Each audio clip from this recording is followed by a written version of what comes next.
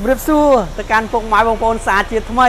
ពុកម៉ែបងប្អូនថ្ងៃនេះនាំរបស់ចាស់ប៉ុន្តែគុណភាពនៅតែថ្មីបាទ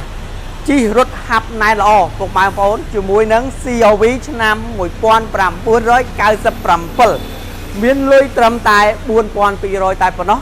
ពុកម៉ែបងប្អូនអាចមកមើលចរចាដកយករថយន្តក្តីសម័យបាទគ្រឿងនេះជិះហុយដីពេញភូមិមកកាមេរ៉ាយើងចាប់យកបែបផែនឡាននៅបាទជុំជូនពុកម៉ែបងប្អូនយើងមើលមុនបាទស្លាកលេខថ្មីយើងជន់ណាពុកម៉ែបងប្អូនបាទយើងជន់ឡើងថ្មីជូនបាទរួចរាល់ហើយគ្រាន់តែឡាននេះត្រូវការពេលបាទបោកពូកលាងម៉ាស៊ីនមើលទឹក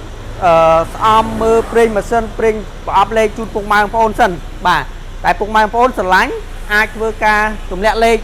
មកសាកសួរព័ត៌មានបន្ថែម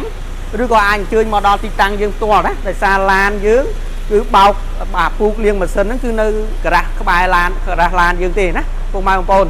ញ្ចឹងមកមើលហើយដកយកតែម្ដងបាទតម្លៃបញ្ជាក់ជូនពុកម៉ែបងប្អូនគឺ 4200 ចរចាគ្នាបានទៀតណាបាទអញ្ចឹងបែបផែនឡានគឺធានាថាអត់បុកប៉ះច្រេះអីទេពុកម៉ែបងប្អូនណាហើយបើនៅខាងក្នុងវិញគឺនៅថ្មីស្អាតបាទម៉ាស៊ីនត្រជាក់មួយអែមបាទម៉ាស៊ីនត្រជាក់មួយអែមណាពុកម៉ែបងប្អូនបាទខាងមុខតកង់សាច់ថ្នាំដែកអបសិនអីកញ្ចក់ឡើងចុះអីគឺនៅមួយឈុតបាទអត់មានប្រែប្រួលផ្លាស់ប្ដូរអីទៅណាទេពុកម៉ែបងប្អូន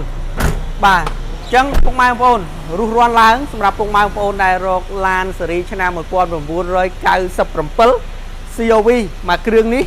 បាទណែនាំជូនពុកម៉ែបងប្អូនជាពិសេសតែម្ដងបាទអរគុណសារជាថ្មីសូមជម្រាបលាបាយបាយ